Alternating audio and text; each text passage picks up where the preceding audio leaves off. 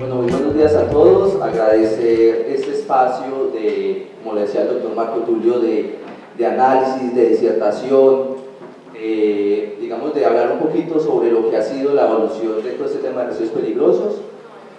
Digamos que esta presentación tiene un poquito de historia y el doctor Marco Tulio hizo, digamos, algunos énfasis a temas como el convenio de Basilea, ¿cierto? Digamos que fue uno de los inicios. Obviamente hubieron otros frente a la problemática de residuos peligrosos. Pido disculpas allí, digamos que no sé, no hay un contraste bueno, pero que vamos a encontrar a grosso modo. Vamos a hablar un poquito de lo que ha sido digamos, cómo llegamos hasta este momento a hablar de las responsabilidades de los generadores de residuos peligrosos y especialmente en el tema de postconsumo. Vamos a ver cómo la articulación entre los diferentes actores. Y finalmente vamos a hablar sobre cuál es el papel de las autoridades ambientales y como corporación autónoma que estamos realizando hasta este momento.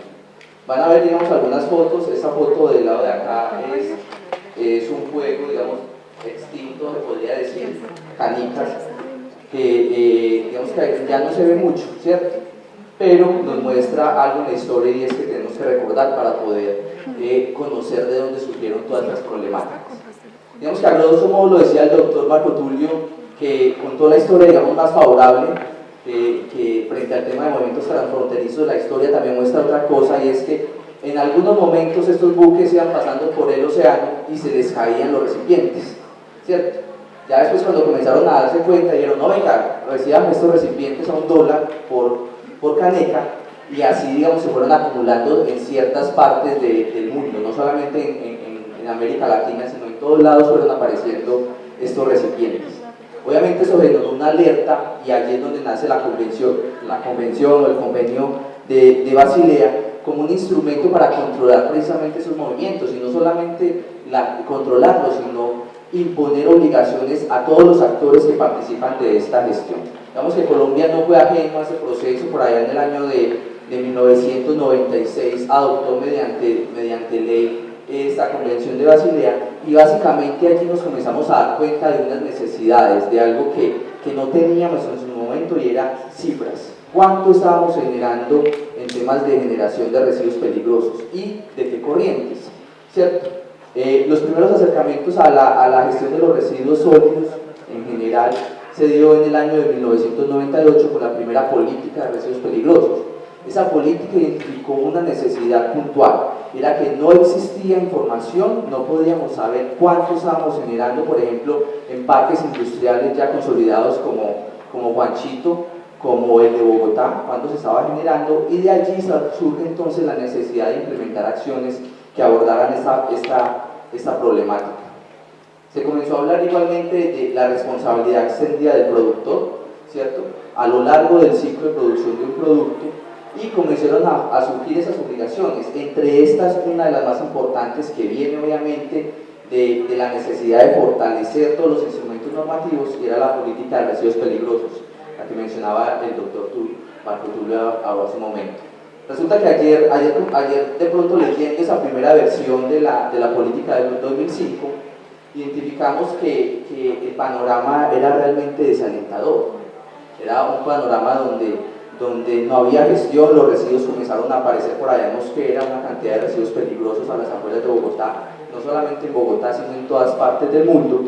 Y surge entonces la necesidad de, venga, sentémonos, miremos qué podemos hacer como autoridad ambiental, como política, pero también con unas necesidades como de información, de realmente si estamos o somos capaces de reducir la generación de residuos peligrosos. La política planteaba reducir el 5% de los residuos peligrosos. Aprendimos que no fue posible, al contrario, hemos venido creciendo y seguimos creciendo frente a la generación de residuos peligrosos, pero nos dejó una muy buena experiencia, y es la articulación entre los diferentes actores, ¿cierto? Obligaciones comunes, pero diferenciadas frente a la gestión de los residuos sólidos, que es donde, digamos, ya nos vamos a centrar como generadores de residuos peligrosos post-consumo.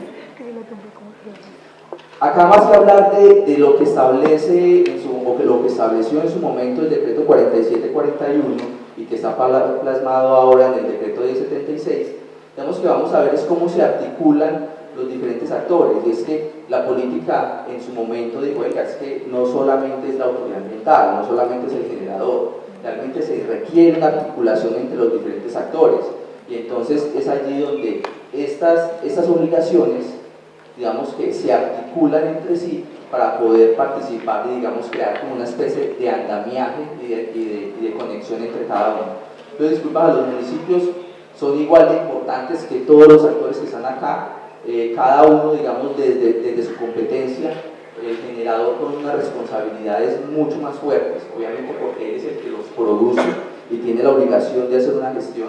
El transportador, digamos que en el marco que es como de la gestión externa de todos los procesos que se desarrollan para llegar al almacenamiento, aprovechamiento, tratamiento y disposición final.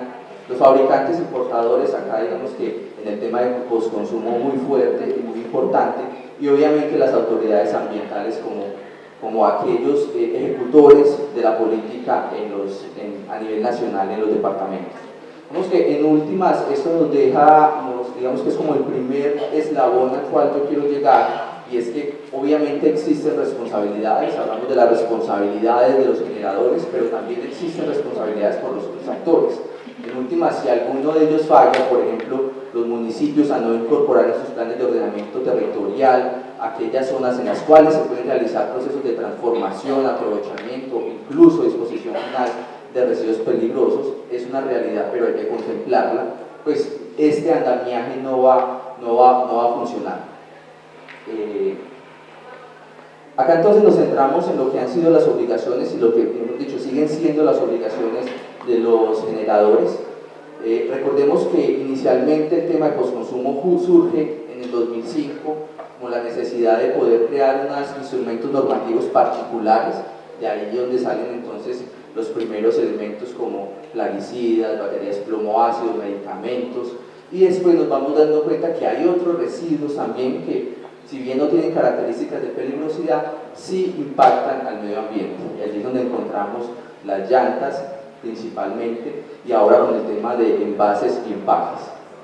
Las obligaciones de los generadores inicia con algo muy importante, y es garantizar la gestión y manejo integral.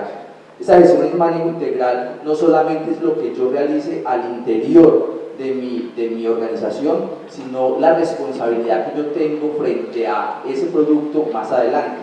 Los primeros acercamientos del tema de responsabilidad extendida del productor surge de un parágrafo del decreto 4741 que nos dice que la responsabilidad subsiste hasta que se garantice que ese residuo es finalmente dispuesto o aprovechado, ¿cierto?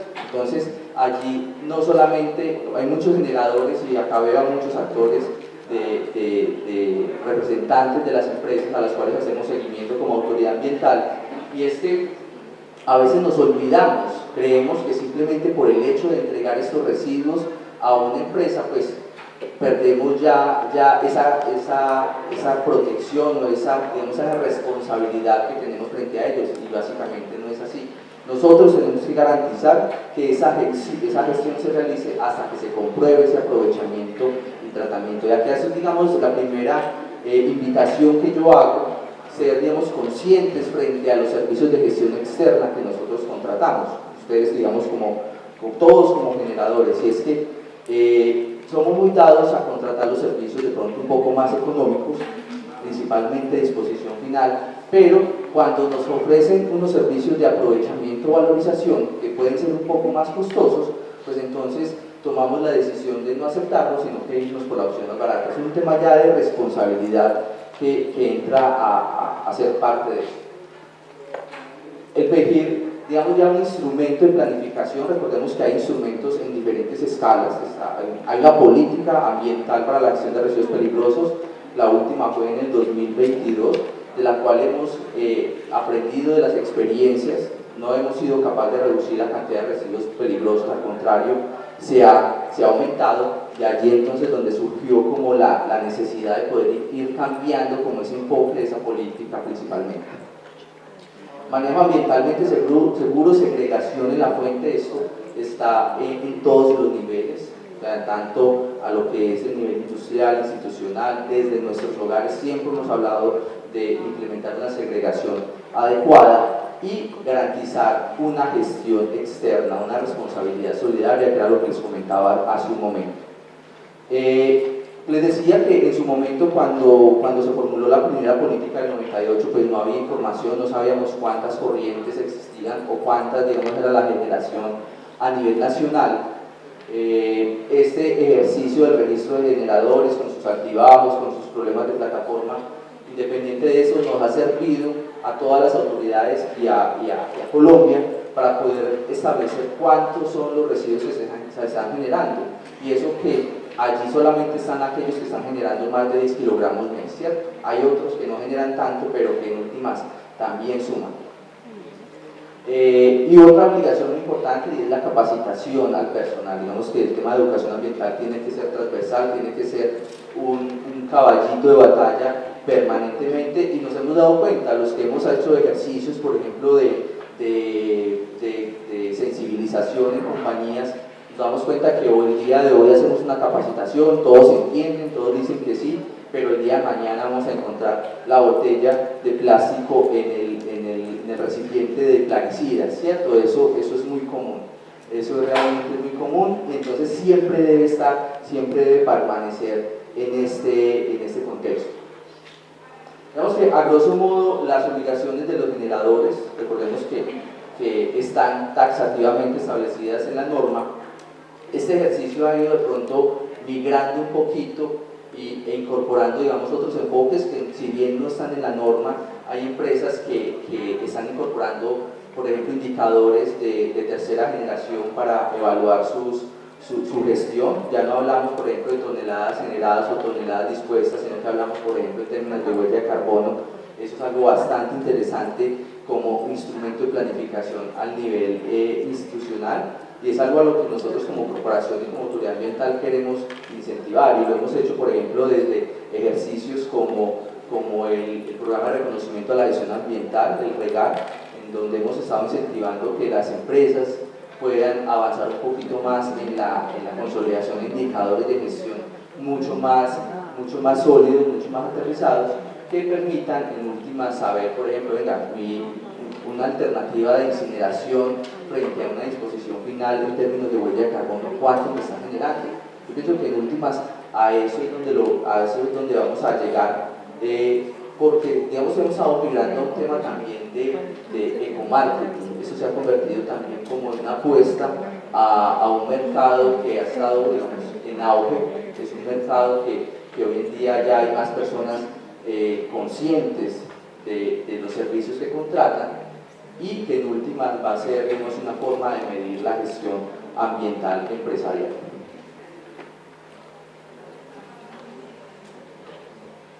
No me pasa.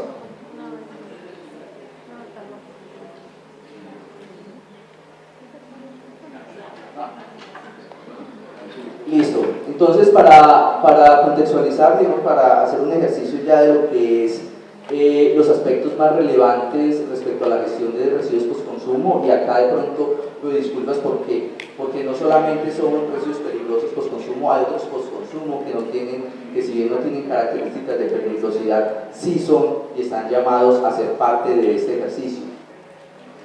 ¿Estás en la comida, cierto?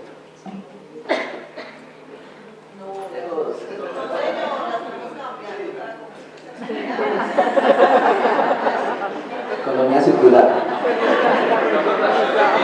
Economía circular, está muy bien. Yo siempre cuento una historia, pues los que somos por allá de modelo 86 más o menos, ustedes recuerdan cómo venían las pilas anteriormente. Las pilas venían envueltas en cartón, no venían en metálica. De pronto los más jóvenes no les tocó eso. Yo tenía un reto con esas pilas, y es que el reto mío era sacar el carboncillo que tenía de tal manera que no se quebrara, ¿cierto? Y era muy fácil abrir esas pilas. Yo simplemente no comenzaba, iba quitando el cartón, sacaba ese carboncillo, y con ese carboncillo, digamos que uno podía pintar porque era muy bacano. Eso me lleva a recordar algo, y es que, digamos que ese tema de responsabilidad extendida del productor y todo lo que ha sido la reglamentación de las corrientes de residuos peligrosos pues inicia de una forma mucho más fuerte con el decreto 4741 y con los instrumentos normativos que se derivaron de él, ¿cierto? Básicamente por allá a finales del 2009, 2010, 2011, y los cuales también, digamos, se han ido fortaleciendo. Muchos de esos residuos, la mayoría, por decir no todos, todos los residuos de esa época, pues obviamente fueron a parar a rellenos sanitarios, ¿cierto? Obviamente es un pasivo ambiental que sigue estando allí. Entonces allí es donde este aspecto de responsabilidad extendida del productor ha cobrado realmente una fuerza considerable. Yo pienso que allí también ha estado como migrando, transformándose. Las empresas obviamente son responsables a lo largo del ciclo de fabricación, desde la adquisición de materias primas hasta la disposición final. Ya ahora, hoy en día se han incorporado otros enfoques, por ejemplo, el análisis del ciclo de vida como una herramienta para la toma de decisiones a nivel empresarial, digamos que se ha ido fortaleciendo en Colombia. Hay ejercicios donde se hace la aplicación del análisis del ciclo de vida frente a la toma de decisiones, por ejemplo, en procesos productivos, en materias primas. Sigue estando, digamos, muy asociada a temas económicos. Una empresa, sin lugar a dudas, va a tomar una decisión frente a una materia prima que de pronto le salga más económica frente a otra que tenga de pronto unos orígenes menos impactantes. Ese es el ejercicio que nosotros tenemos que hacer en ese espacio, y es darles a conocer que existen muchas herramientas para esa toma de decisiones, que existen, digamos, formas de poder tomar una decisión frente a un producto, frente a un ciclo de producción, frente a una estrategia de comercialización, de transporte y también frente a la disposición final. Frente al tema de los articuladores, digamos, de las empresas que se articulan en sí, a los productores y a nosotros como consumidores, tenemos un aspecto muy relevante, y es a recibir y aplicar la información de manejo. Y aquí es algo muy importante, y es que los que fabrican estos productos tienen la obligación de informar cuáles son los canales para retornar esos elementos una vez han cumplido su vida útil, ¿cierto? Y es allí en donde tiene que ser claro, tiene que ser consciente la persona. Digamos, nosotros como sociedad tenemos que saber cuáles son los espacios o las cadenas para reincorporar nuevamente esto. Nosotros como generadores tenemos, esa es una de las principales obligaciones, y es separar estos residuos postconsumo de los demás. ¿A quién no le han dado un computador, un televisor para que desarme? ¿Cierto? Mi abuela quería que yo fuera ingeniero mecánico porque era muy bueno para desarmar, pero muy malo para volver a armarlo. Entonces, este es como una de los aspectos que más tenemos que fortalecer. Todavía siguen permaneciendo en nuestros hogares todos esos computadores, esos celulares, en las instituciones públicas principalmente, por esa necesidad de poder tener procedimientos claros para dar de baja a ciertos productos. Hay instituciones públicas que todavía siguen manteniendo almacenados esos televisores y esos teléfonos y elementos desde hace 20, 30 años. Otro de los aspectos muy importantes es entregar los residuos a los mecanismos implementados. A veces, por el mismo hecho de transportar o de llevar una luminaria hasta un punto de recolección, nos da como pereza, ¿cierto? Esto es muy importante, y es que podemos utilizarlo no solamente en los puntos que existen en centros comerciales, sino también en programas, digamos, como el que se está haciendo como antesala con este evento, y es: tomémonos la tarea de embalarlos, de clasificarlos y de entregarlos a esos programas para que sean finalmente aprovechados. Y este último es algo que nosotros todos, como autoridad, como municipio, como fabricantes, comercializadores, importadores, y como generadores tenemos que hacer, y es participar en la divulgación y el uso de estos mecanismos de devolución. El papel, entonces, finalmente de las autoridades ambientales. Nosotros como autoridad ambiental apoyamos todo lo que tiene que ver con la difusión de las campañas y jornadas de recolección. Hemos participado activamente en esos ejercicios, no solamente en Pereira, Dos Quebradas, sino en cada uno de los municipios del departamento, mediante promulgar también como esas obligaciones de nosotros como consumidores, cómo hacemos parte de ese ejercicio y cuál es nuestra labor para poder fortalecer todo lo que tiene que ver con los programas de evolución post-consumo. En últimas, la corporación, mediante los procesos de seguimiento, ha sido, digamos, muy enfática en que estos residuos tienen que ser entregados a los programas de evolución post-consumo. Son canales y son obligaciones que existen, ¿cierto? Hay otros que, digamos, que toman la decisión de gestionarlo independientemente, de pronto con alguna empresa, pero queremos que esto se vuelva de pronto un poco más participativo y que hagan parte de esos ejercicios de una forma, digamos, un poco más activa y que vean que realmente existen los canales y que esos electrodomésticos, que esas baterías, que esas pilas, que esas llantas, existen unos canales en los cuales, digamos, que finalmente se pueden entregar.